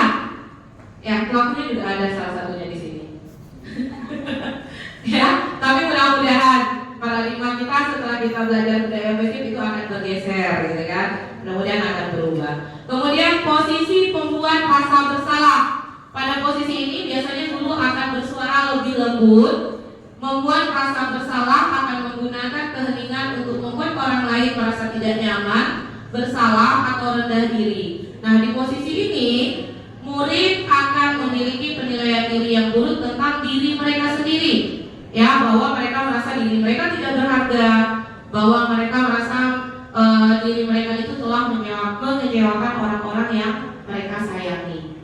Nah, ini biasanya terjadi ketika kita sebagai guru dalam level capek menangani anak. Ya, makanya kemudian kita menggunakan jurus yang kedua, yaitu posisi rasa bersalah. Ya kan? Nah, kamu gak kasihan sama orang tua kamu, Nah? Coba kalau orang tua kamu tahu kamu seperti ini, sementara mereka udah capek-capek cari duit untuk kamu. Nah sementara kamunya tidak berubah, kamunya bolos, kamunya begini, kamunya begitu, ya kan? Sampai pada akhirnya anak meneteskan air mata. Dan posisi ini memang ketika anak meneteskan air mata, ya, dalam pikiran kita sudah berhasil, ya kan, membuat anak mengakui kesalahannya, padahal itu salah. Kita akan membuat anak semakin terjerumus dalam tekanan dan pada akhirnya dia menyatakan bahwa dirinya tidak berguna sama sekali, dirinya tidak berharga. Nah, psikisnya kena, ini yang perlu kita khawatirkan. Oke, kemudian yang ketiga adalah posisi teman. Ayo, siapa nih yang sering posisi teman? Biasanya ini adalah guru-guru yang tidak ingin digas pemarahan, tidak ingin dituduh harimau, singa, pemarahan, galak, sangar sama murid-muridnya, maka dia akan berlaku pada posisi teman. Guru pada posisi ini tidak akan menyakiti murid, namun akan tetap berupaya mengontrol murid melalui sikap persuasif. Nah, posisi ini pada posisi teman, guru bisa negatif, ya, sikapnya tindakan itu bisa negatif, tindakan itu juga bisa positif. Nah, jadi positif di sini itu berupa hubungan baik yang terjalin antara guru dan murid. Kemudian guru pada posisi teman itu menggunakan hubungan baik. Bukan, iya. Nah, ya tadi ya. Oke. Posisi teman, jadi guru, kemudian guru di posisi teman akan menggunakan hubungan baik dan humoris untuk mempengaruhi seseorang. Hal negatif dari posisi teman adalah bila suatu saat guru tersebut tidak membantu, maka murid akan kecewa, ya kan, dan dikecewakan dan pada akhirnya tidak mau lagi berusaha. Nah, pada posisi ini biasanya guru itu akan menggunakan terlambat, misalnya Alif terlambat lagi. Ya Bu, kenapa? Lambat bangun. Ya udah, kamu masuk sana, absen kamu nanti biar bapak yang urus. Ya, nah seperti itu. Atau Alif, kamu tidak lagi. Alif, tugasmu mana? Belum siap Pak. Kenapa belum siap? Iya Pak, banyak tugas lain. Ya udah, bapak kasih waktu ya. Besok atau 2 hari. Nah seperti itu. Tapi ketika nanti Alifnya tidak lagi, ya udah nilaimu bapak amankan. Seperti ini. Iya, ya. Nah jadi ya, jadi pada posisi ini dalam jangka pendek, yang ini bagus sih, gitu. Ya, murid-murid bisa kita kontrol perilakunya, gitu kan, dengan hubungan baik. Artinya nanti murid akan segan terhadap kita. Tapi dalam jangka panjang, ya ini sifatnya jadi negatif, karena nanti motivasi murid itu akan kembali ke motivasi eksternal, bahwa dia melakukan sesuatu itu karena bapak ibu gurunya, bukan karena diri mereka.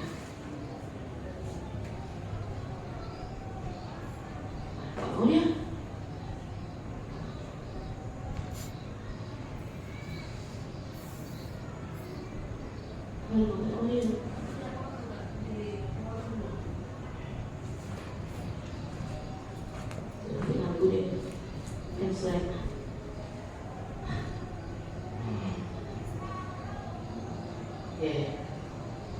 Kemudian yang keempat ini adalah posisi pemantau. Nah, posisi pemantau itu berarti mengawasi. Pada saat kita mengawasi, kita bertanggung jawab atas perilaku orang-orang yang kita awasi. Posisi pemantau itu biasanya adalah posisi yang berpegang atau berdasar kepada peraturan-peraturan yang berlaku. Nah, kemudian ada konsekuensi. Nah, dengan menggunakan sanksi atau konsekuensi kita dapat memisahkan hubungan pribadi kita dengan murid. Nah, kemudian biasanya guru-guru yang menjalankan posisi pemantau ini, ya, dia akan mengawasi ketika murid tidak, misalnya murid terlambat, dia akan menyatakan bahwa oke, nanti kamu tinggal ya, istirahat, kamu kerjakan tugas, dan dia akan mengawasi.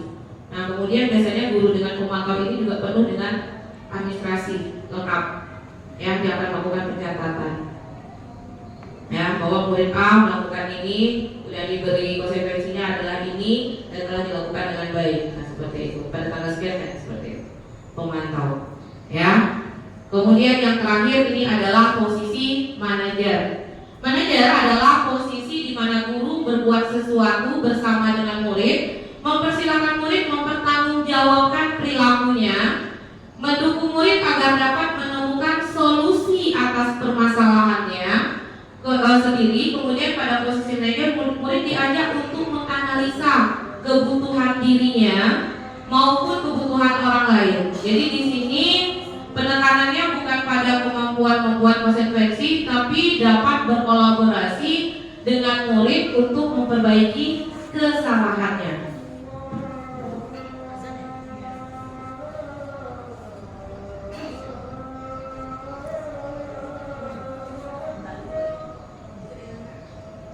Nah, jadi posisi manajer itu adalah posisi kontrol yang disarankan untuk membimbing murid. Pada posisi manajer, guru dapat menerapkan disiplin positif yang berpihak pada murid, yang memerdekakan murid. Nah, pada posisi manajer, ketika kita memposisikan diri sebagai posisi manajer, maka suaranya itu netral, tidak emosional, tidak juga terlalu ramah, dan tidak bernada tinggi. Kemudian ketika identitas positif, guru dengan tulus akan mengajukan pertanyaan bermakna agar membuka pikiran murid. Kemudian guru membimbing murid untuk memecahkan masalahnya secara mandiri. Nanti ada video segitiga restitusi yang mau ditampilkan sebentar. Oke, kemudian tujuan dari posisi manajer ini adalah agar satu, murid dapat berefleksi atas tindakannya. Kemudian yang kedua, murid memiliki disiplin yang positif, yaitu murid yang mandiri, merdeka, bertanggung jawab, dan dapat memecahkan masalahnya. Ya, tentu dengan Assalamualaikum warahmatullahi wabarakatuh. Perkenalkan, nama saya Yogi Dwi Andika. Saya dari kelas 12 TKJ 2. Hadir saya hari ini untuk memberikan umpan balik restitusi yang diberikan Ibu Marinda kemarin. Yang pertama, ketika Ibu Marinda mengajak berbicara tentang pelanggaranmu, apakah Ibu Marinda menenangkan perasaanmu dengan menggunakan perasaan yang baik? Ya, Ibu Marinda menenangkan perasaan saya menggunakan kata-kata yang baik dan mudah saya pahami, sehingga saya berhasil melalui itu tersebut. Apakah Ibu Marinda memahami alasan kamu melakukan pelanggaran itu? Menurut saya pribadi, Ibu Marinda memahami apa yang telah saya lakukan dan saya pun memahami bahwa itu salah. Jadi saya dapat mengetahui di mana letak kesalahan saya. Tentu saya tahu hal itu dikarenakan Ibu Marinda memahami apa yang saya lakukan dan itu salah.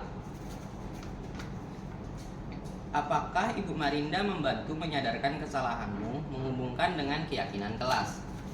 Jika kita bahas keyakinan kelas, saat saya sudah tersadar, otomatis saya sudah tahu keyakinan kelas itu apa, keyakinan sekolah itu apa.